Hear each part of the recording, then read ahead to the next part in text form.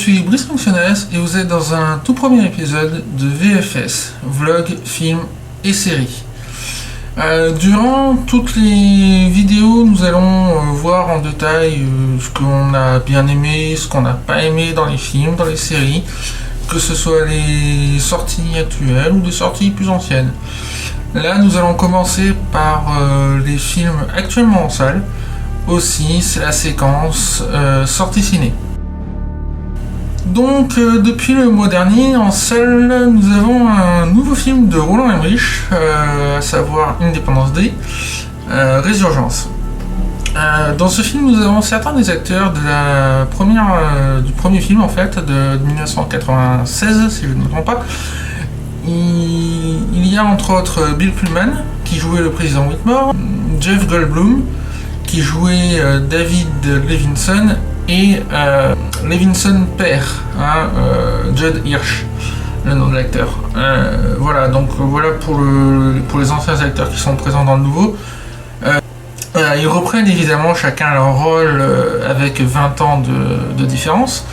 Il me semble qu'il y en a d'autres, mais là tout de suite je suis pas sûr. Voilà, donc bref rappel des faits, le premier film, on a une attaque d'aliens sur la planète Terre, et il se trouve que, à part un petit groupe d'individus sur la zone 51, personne n'est au courant de l'existence des aliens.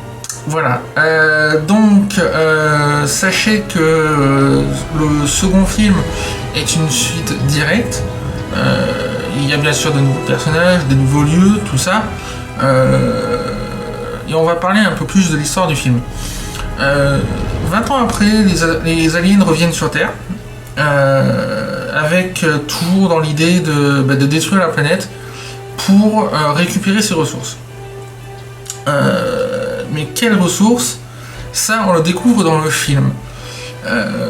Ça n'avait pas été dit réellement dans le premier, parce qu'à l'époque, il n'y avait pas encore de grosses évolutions technologiques comme c'est le cas dans celui-ci. On se souvient d'ailleurs notamment du piratage du vaisseau extraterrestre grâce à un Windows 95 tout pourri, et de l'explosion de celui-ci grâce à ce piratage fait par Hiller et Davidson. Pour la petite histoire, le capitaine Hiller, qui était joué par Will Smith, n'est pas dans ce film, tout simplement parce qu'ils ont annoncé que le personnage de Steven Hiller est décédé durant un exercice, un exercice de pilotage, et de fait, il ne pouvait pas être là. Voilà, donc le premier film, on se souvient tous de l'héroïsme de Will Smith, et c'est ce qui avait notamment fait un bond en avant pour ce film. Pour le second, très honnêtement, au niveau des héroïsmes, ça casse pas des briques. Pour ma part, le personnage le plus intéressant, c'est le lieutenant Morrison, qui est joué par le frère de Chris Hemsworth, alias Thor, voilà. Donc je pense que en dehors de lui, c'est un peu le grand héros du film, c'est un peu grâce à lui que le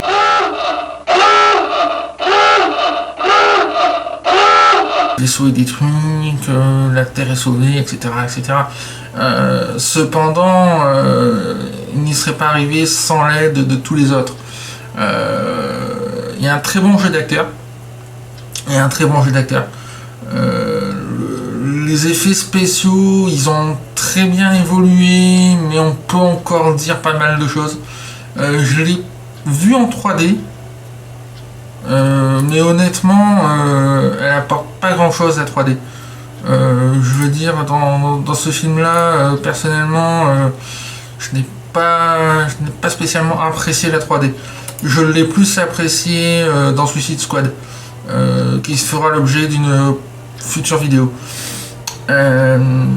Donc bien sûr, en 20 ans, il y a eu une certaine évolution technologique, notamment dans tout ce qui est défense spatiale. Ça, je vous laisse deviner de quelle façon la technologie a été employée durant ces 20 ans. On peut dire que l'espèce humaine a été unie suite à cette première bataille et que depuis voilà, ils attendent le retour, ils savent très bien qu'ils allaient revenir et ils savent très bien ce qu'il faut faire. Cependant, ils ne s'attendaient pas à ce qu'ils reviennent si tôt. Et ça, je pense que c'est un peu la clé de ce film. C'est-à-dire que toutes les missions qui ont été faites dans le but d'empêcher l'invasion de la Terre se sont faites un peu in extremis. Ce qui est extrêmement dommage quand on connaît l'évolution depuis le premier film en fait, hein, tout simplement. L'histoire reste malgré tout très sympathique. Il y a une bonne intrigue dès le départ. Dès le départ, on ressent bien tout le côté historique. Il faudra faire avancer les choses. On sait que la guerre va arriver. Voilà. La conclusion de ce film. Je crois que les mecs, ils ont vu les Gardiens de la Galaxie. En fait, je vois que ça. Très honnêtement, je ne vois que ça parce que vu la fin de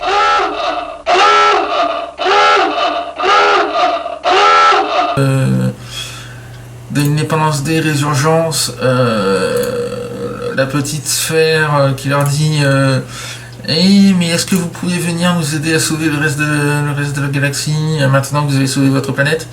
Vous voyez le genre de... Ouais, voilà, c'est exactement ça. Et du coup, ça fait trop les Gardiens de la Galaxie.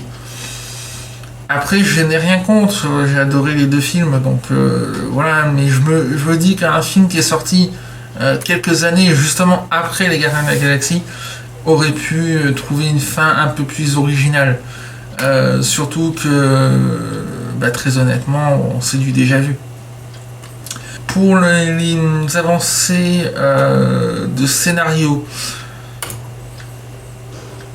concrètement, c'est du 1995 à la sauce 2016. Donc, en gros, on a fait la même chose, mais en plus long. On part d'une société qui est un peu plus évoluée malgré tout, mais qui au final est toujours à attendre après certaines personnes. Dès qu'il y a un problème, oh vite, il faut fuir. Il y a toujours bien sûr les petits retours au discours patriotique à la président Whitmore. Vous savez, le fameux « Nous sommes le 4 juillet, nous sommes le jour de l'indépendance », vous vous souvenez du discours, hein. Je pense que là-dessus, voilà. Pour ma part, je suis un grand fan. Mais je suis un grand fan du premier surtout. Et j'ai revu beaucoup du premier. Et du coup, quand on a le premier, on n'a pas envie de revoir un premier. On a envie de voir vraiment une suite. Là, il y avait une chose appréciable en revanche.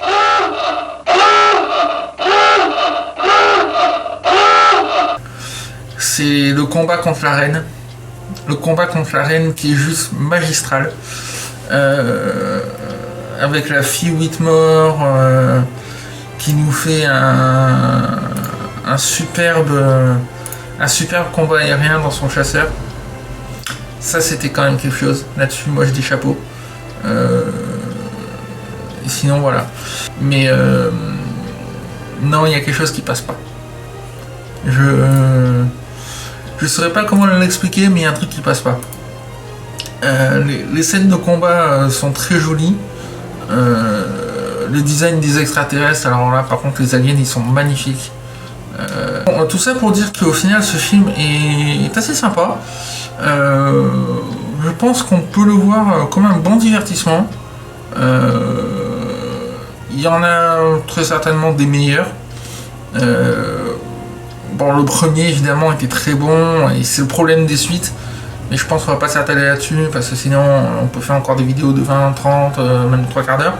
Je pense que c'est un bon film à voir en famille, en DVD à la maison, tranquille.